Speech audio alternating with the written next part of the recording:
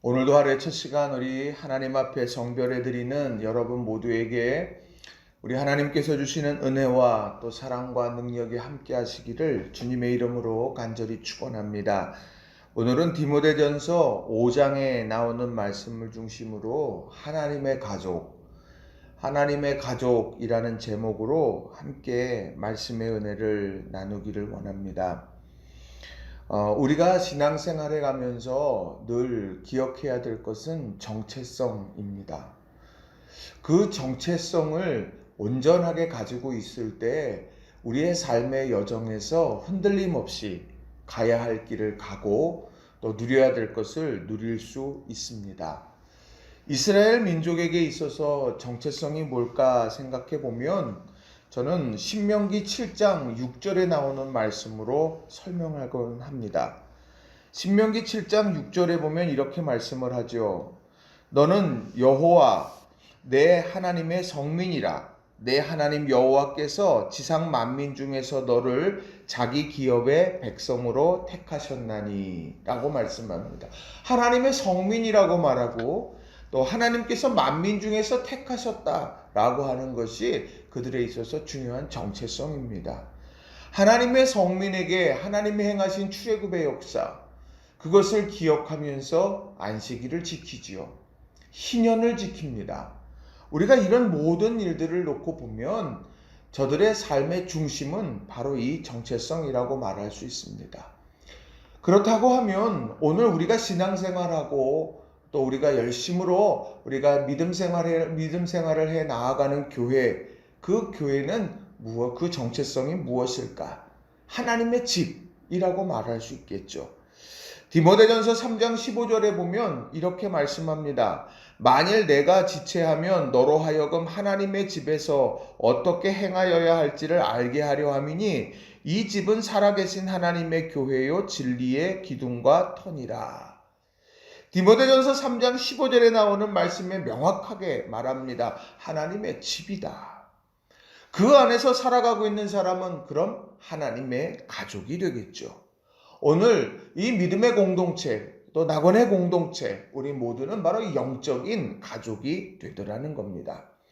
그렇다고 하면 그 하나님의 가족, 하나님의 집, 거기에서 우리들이 생활하면서 기억해야 될 중요한 원칙이 있다면 그것이 무엇일까? 그것을 여러분들과 함께 세 가지로 좀 함께 살펴보고 싶습니다. 자, 첫 번째로는요, 우리 모두는 한 가족이라는 것을 기억해야 한다는 거예요. 우리 모두는 한 가족이라는 것을 기억해야 한다는 겁니다. 우리가 신앙생활에 가면서 하나님의 가족, 하나님의 집에서 하나님의 가족으로 살아가게 될 때 참 다채롭습니다. 가족은 어떻습니까? 혈연으로 묶여진 가족은 함께 어린 시간부터 추억을 공유하고 같은 식탁을 대하면서 함께 시간을 보내와서 동질성이 굉장히 강합니다. 그런데 교회 공동체는 어떻습니까? 신앙의 연륜이 깊은 사람들도 있는가 하면 이제 신앙을 새롭게 그 믿음을 가지고 신앙생활의 첫 발을 내딛는 사람들도 있습니다. 낙심했다가 회복한 사람도 있는가 하면 한 번도 낙심해보지 않은 채 그저 이렇게 단단하게 신앙생활을 또 해온 사람들도 있어요. 참 다양한 사람들이 많이 있다라고 하는 겁니다. 그래서 때로는 그것이 동질감보다 이질감이 더 강하게 될 때도 있다라고 하는 거예요. 그런데 중요한 것은 우리들이 힘써 하나됨을 지켜내듯이 한 가족입니다 라는 이 사실을 우리는 굳게 붙잡아야 해요. 자, 1절과 2절에 나오는 말씀을 제가 새번역 성경으로 좀 읽어드립니다. 나이가 많은 이를 나무라지 말고 아버지를 대하듯이 권면하십시오. 젊은 남자는 형제를 대하듯이 권면하십시오. 나이가 많은 여자는 어머니를 대하듯이 권면하고 젊은 여자는 자매를 대하듯이 오로지 순결한 마음으로 권면하십시오. 하나님의 집, 하나님의 가족들 사이에 일어나는 권면에 대한 이야기를 합니다. 어떤 모습으로 보겠느냐는 거예요. 나이가 많은 그를 아버지처럼 대하라고 말하고 젊은 남자, 형제를 대하듯이 권면하라고 말하고, 나이가 많은 여자 어머니를 대하듯이 권면하고, 이 이야기는 거점 무엇일까요? 나이가 많으니라고 하는 이것은요, 우리가 보통 삶을 살아가면서 우리들이 이야기하는 50대다, 60대다, 70대다, 어떤 이러한 우리들이 자연적인 나이를 이야기한다고 하면, 아버지라고 하는 것은 관계를 이야기하는 겁니다. 관계. 우리들이 많은 분들이 그 나이에 70대, 80대에 많은 분들이 계셔요. 근데 그분을 대할 때에 아이고 저 어르신이다 라고 하는 것, 연세 많으신 분이다, 단순히 그렇게만 생각하는 그런 눈으로 보는 게 아니라, 나를 낳아주시고 나를 길러주시고 나의 든든하게 지원자가 되어주시고 위에 기도해 주시는 그 아버지, 그 아버지에 대한 존경과 사랑의 마음으로 대하라는 거예요. 나이 많은 어머니, 나이 많은 여자를 대할 때도 어머니처럼 대하고, 그리고 젊은 여자를 대할 때 자매를 대하듯이 그렇게 한 사람 한 사람을 대해야 된다는 거예요. 왜요? 그게 바로 한 가족이 된다라고 하는 것을 유지하는 비결이 되더라는 겁니다. 자, 오늘 이 5장 2절에 나오는 말씀을 보면, 그런 사람들을 대하고 하나님의 집에서 하나님의 가족들을 대할 때 가장 중요하게 여겨야 될 태도를 뭐라고 설명하느냐면, 온전히 깨끗함으로 라고 하는 이 말입니다. 온전히 깨끗함으로. 이 얘기를 세번역 성경에서는요, 오로지 순결한 마음으로 라는 이런 표현을 씁니다. 거기에 다른 어떤 의도가 담겨져 있지 않는 거예요. 그저 진짜 아버지에게 대하듯이, 진짜 어머니에게 대하듯이, 진짜 자매를 대하듯이 그렇게 순결한 마음으로 서로를 대하라 라고 하는 겁니다. 저는 우리 낙원교회에 부임하면서 제 마음에 항상 기쁨이 되고 자랑이 되는 것은 무엇이냐면, 우리 장로님들, 또 연세 많으신 어르신들이요, 우리 교회 꼬맹이들 막 뛰어다니는 아이들 한 사람 한 사람 보면서 얘 규범아 라고 이야기해요. 얘 명빈아 라고 이야기를 합니다. 얘 지호야, 얘 승찬아, 그렇게 하면서 이 아이들의 이름 하나하나를 불러주는데 그게 얼마나 감사한지 몰라요. 또 우리 아이들 한 사람 한 사람이 정말 우리 교회 어르신들을 대하면서요, 할아버지 할머니 대하듯이 그렇게 다가와서 안기고 하는 이런 모습을 보면서 얼마나 감사한지 모릅니다. 그게 바로 오로지 순결한 마음으로 대하는 것 아니겠습니까?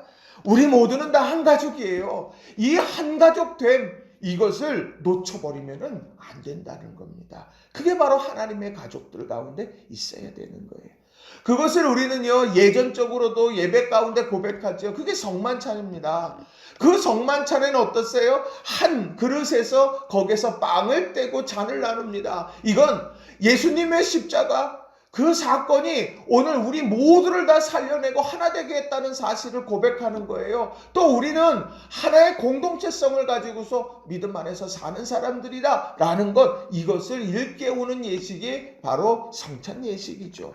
우리는 이 예식을 할 때마다 두 손 딱 붙잡고 사랑하는 주님 예수 같은 주로 섬기나니, 우리가 이 찬송 부르면서 하나됨 고백하는 것, 이걸 우리가 늘 잊지 말고 우리가 믿음 안에서 살아가는 저와 여러분이 다 되시기를 바랍니다. 두 번째로는요, 이 하나님의 가족들이 어떻게 해야 되느냐? 두 번째는요, 믿음 안에서 바로 서게 하려고 해야 한다는 거예요. 믿음 안에서 바로 서게 하려고 해야 한다라는 겁니다. 이 이야기는 무엇이겠습니까? 우리들이 어떤 일을 할 때 분명한 목적이라는 것이 있습니다. 쌀을 씻어요. 쌀을 씻는 이유는 분명한 거죠. 식사를 준비하는 것입니다. 우리 그렇게 하는 거예요. 또 우리들이 캠프파이어를 하면 나무를 갖다가 쌓아놓는 일들을 해요. 그건 캠프파이어를 하려고 그렇게 하는 거잖아요. 자, 우리가 오늘 믿음 안에서 서로에게 오늘 5장에 나오는 말씀을 보면 이제 권면하는 이런 이야기가 참 많이 나와요. 근데 그 권면의 목적이 뭐냐? 바로 서게 하려고 하는 거다. 그러니까 실족한 자가 있어야 될 자리로 다시 회복되어지고, 슬픔이 있던 사람들이 그 슬픔을 딛고서 소망 가운데에서 위로받고 설 수 있도록 하는 이런 분명한 목적을 가지고 있어야 된다라고 하는 거예요. 그것이 바로 하나님의 집, 하나님의 가족들이 보여줘야 될 믿음의 태도라는 거죠. 저는요, 이 하나님의 가정, 하나님의 집이라고 하는 이 말 속에서 가정마다 가풍이라는 게 있지 않습니까? 그 가풍처럼 우리가 하나님의 그 다스림, 하나님의 은혜, 그 안에 머물러 있는 것이 굉장히 중요하다고 생각을 해요. 하나님의 다스림, 그것이 머무는 것이 하나님의 집인데, 성경에 보면 이 하나님의 다스림에 대해서 말하는 중요한 말씀이 있습니다. 시편 89편 14절 말씀인데 이렇게 기록을 해요. 정의와 공정이 주님의 보좌를 만들고 사랑과 신실이 주님을 시중들며 앞장서 갑니다. 이렇게 말해요. 주님의 보좌가 있습니다. 주님의 보좌에 다리가 있어요. 그 다리가 뭐냐면 정의와 공정이에요. 정의와 공정이 주님의 보좌를 지탱하고 있습니다. 이것은요, 변하지 않아요. 견고하게 서 있습니다. 흔들리지 않아요. 하나님의 공의예요, 그것이. 그런데 오늘 그 주님의 보좌를 그 보좌에 앞서서 나아가고 있는 게 뭐냐? 사랑과 신실이에요. 그 사람이 움직여가는 거예요. 그 사람이 확장돼 가는 거예요. 바로 이게 하나님의 다스림이에요. 공의가 바로 서요. 진리가 바로 서요. 그런데 그것을 온전하게 둘러 진치고 있는 게 뭐냐? 그게 사랑이라는 거예요. 칼이 있습니다. 그 칼이 공의라면 그것을 덮고 있는 칼집이 바로 사랑이라고 하는 거예요. 이 두 가지는요, 언제나 같이 가는 거예요. 이 하나님의 다스림이 머무는 곳이 하나님의 집입니다. 그래서 오늘 성경에 보면 그 하나님의 집에서 이루어지는 권면 가운데 정말 중요한 것들을 설명하고 있습니다. 자, 오늘 3절에 보면 과부를 존대하라고 하는 말씀이 하면서 뒤에 쭉 설명이 나오죠.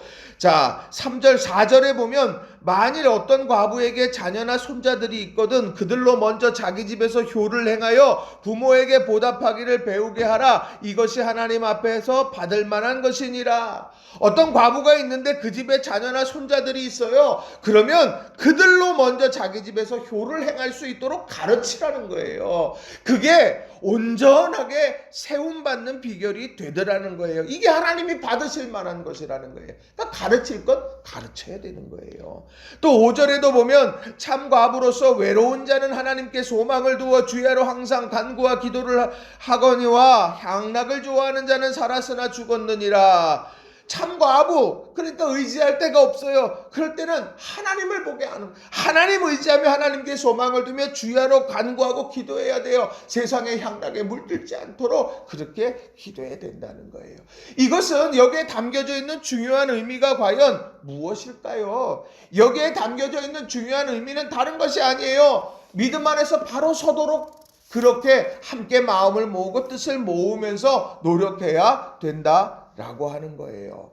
우리 사랑하는 성도님들, 우리가 때로는요 권면하게 될 때가 있습니다. 때로는 우리가요 정말 많은 이들 한 사람 한 사람들에게 정말 사랑의 대화 나눌 때가 있어요. 그 사랑이 빠지면 차라리 안 하는 게 나은 거예요. 우리들이요 모든 일들 가운데에서 이 사랑의 권면, 마음속에 저 사람에 대한 영혼에 대한 사랑함, 이것이 우리에게 먼저 있고 그 사랑과 애정이 담긴 권면을 그제서 해야 되는 거예요. 우리들이 그 일들을 위해서 기도하는 거예요. 우리들이 간구하는 거예요. 한 사람 한 사람 이름 부르면서 가는 거예요. 우리 사랑하는 성도님들이 바로 믿음으로 바로 세우려고 애쓰는 저와 여러분이 다 되시기 바랍니다. 세 번째로는요, 믿음의 지도자들과 좋은 관계를 유지해야 된다라고 하는 겁니다. 우리가 신앙생활에 가면서요, 우리는 홀로 신앙생활하지 않습니다. 가정에도 아버지가 있고 어머니가 있고 그리고 자녀들이 있지요. 할아버지가 있고 할머니가 있어요. 그런데요, 그 관계 속에서요, 아버지하고요, 아버지에 대한 섭섭함이 막 밀려들면은요, 아버지랑 눈 마주치는 것도 어렵지 않습니까? 또 때로는 아버지가 막 호되게 막 이야기를 하고 나서 마음속에 상함이 있으면은요, 뭐 그러면 무슨 얘기를 아버지가 해도 그 말씀이 정말 마음에 정말 이렇게 더 다가가지 못하는 때, 우리가 그럴 때 경험하곤 합니다. 우리 사람이니까, 그런 연약한 존재니까 그래요. 그런데 중요한 거는요, 그것이요 평생 가지 않아요. 우리는 다시 그것이 다 회복이 됩니다. 다시 또 서로 사랑하며 또 아름다운 관계를 회복해 가면서 그 과정 속에서 우리는 성장해 가게 되는 거예요. 신앙생활도 마찬가지입니다. 신앙생활도 교회에 오면 목사가 있고 장로가 있고 권사가 있고 집사가 있고 성도들이 있어요. 교회 학교에 선생님들이 있고 학생들이 있습니다. 정말 성가대에 지휘자가 있고 또 거기 성가대원이 있는 거, 우리가 이런 모든 관계 속에서 이렇게 쭉 살아갑니다. 그런데 중요한 건 그 관계 속에서 중요하게 여겨야 될 것이 무엇이냐? 좋은 관계를 유지할 수 있어야 됩니다. 그 좋은 관계 왜 필요합니까? 그것이 바로 우리의 신앙을 성장해 가고 우리는 배움의 길에 서 있기 때문이라고 하는 거예요. 자, 오늘 본문 17절에 나오는 말씀을 보면 이렇게 기록을 합니다. 17절, 잘 다스리는 장로들은 배나 존경할 자로 알되 말씀과 가르침에 수고하는 이들에게는 더욱 그리할지니라. 자, 이 말씀이 갖는 의미는 무엇일까요? 믿음의 지도자들을 존경하라는 거예요. 왜냐하면 그들이 영적인 지도자이기 때문이라고 하는 거죠. 우리들이 지금까지 신앙의 성장을 이루어 오게 될 때 우리가 스스로 서지 않았습니다. 우리 한 사람 한 사람이 누군가에게 배움을 받았습니다. 그리고 그 배움을 통해서 성장했고, 그리고 내가 지금 누군가에게 그들에게 배움을 또 가르침으로 내가 그 사람들을 또 세워가고 있다라고 하는 거예요. 이런 관계. 그렇다고 하면 오늘 우리들이 기억해야 될 것이 뭐냐? 우리를 가르치는 자들을 존경하고 존중할 수 있어야 된다라고 하는 겁니다. 왜요? 존중하고 사랑하고 존경하지 않으면은요, 그 말이 내 마음에 와닿지 않아요. 내가 그 영향력 아래 있을 수 없습니다. 우리가 신앙생활에 가면서 우리들이 성경을 쭉 읽어갈 때 다윗 참 하나님 마음에 합한 자라고 우리가 생각하고 존경합니다. 그 다윗이요, 밧세바를 범하게 될 때 그는 그것을 감추려고 우리아를 죽이는 일들까지 했습니다. 그런데 어느 날 나단 선지자가 찾아와서 그에게 당신의 악행, 밧세바를 범했던 악행을 딱 이야기하게 될 때 그는 엎드려 눈물로 회개했습니다. 그것은요, 나단에 대한 존경이 그에게 있었기 때문이에요. 반대로요, 아합과 이세벨, 역사 속에서 그처럼 완악한 왕과 왕비는 없었습니다. 그에게는 엘리야라고 하는 위대한 예언자가 있었습니다. 그들이 그 엘리야가 수도 없이 이야기를 하지만 그들은 콧방귀도 끼지 않아요. 왜냐하면 존경의 마음은 없거든요. 오늘이요, 이 시대를 살아가게 될 때 우리가 기억해야 될 게 뭡니까? 우리 믿음의 지도자들의 존재를 사랑하고 존중해야 돼요. 속회가 속회를 모입니다. 속장과 관계 틀어지면 속장님이 아무리 이야기하고 하나님 말씀 이야기해도 그게 들려집니까? 아니요. 목사와 성도 사이가 틀어져 있어요? 그러면 어떻습니까? 목사가 설교할 때 성도들이 기둥 뒤로 숨기 마련이거든요. 그렇게 돼버려요. 오늘 우리가 정말 기억해야 될 것, 서로가 좋은 관계를 위해서 끊임없이 노력하고 또 아름다운 사랑을 우리는 날마다 관계를 맺어가야 된다는 거예요. 이것이 얼마나 중요한 건가? 여러분, 이것을 놓치지 마시기를 바랍니다. 이 관계, 우리는 신앙생활하며 이 관계를 아름답게 세워가야 되더라는 거예요. 그런 의미에 우리 사랑하는 성도님들, 정말 우리가 아무리 바빠도 우리 성도 간의 교제 꼭들 하세요. 톡으로 하실 수도 있고 전화로 하실 수도 있고, 요즘은 좀 어렵지만 만나서 식사도 같이 하고, 우리들이 그렇게 하면서 아름다운 교제들 많이 이루어 가셔야 된다는 거예요. 그게 바로 좋은 관계, 그 사람을 이해하고 또 그 사람의 아픔도 그 사람의 꿈도 우리들이 그것을 하나하나 보게 될 수 있다는 겁니다. 바라기는요, 믿음의 지도자들과 좋은 관계를 맺으세요. 그것이 무엇보다 중요합니다. 말씀을 정리합니다. 하나님의 가족, 하나님의 집, 이런 정체성을 온전하게 세워가려고 하면 우리는요, 한 가족이라는 거 잊어버리면 안 돼요. 그리고 바르게 서도록 하려고 서로 사랑 가운데 애써야 되는 거고, 그리고 서로 좋은 관계를 맺어가기 위해서 늘 힘쓰고 애써야 되는 거예요. 질서가 무너지면은요, 그러면 시기와 다툼과 질투와 분열과 이것이 판치게 되는 거예요. 여러분, 믿음 안에서 이 질서를 견고하게 세우고 믿음 안에서 한 걸음 한 걸음 나아가는 우리 성도님들이 다 되시길 주님의 이름으로 축원합니다. 기도하겠습니다.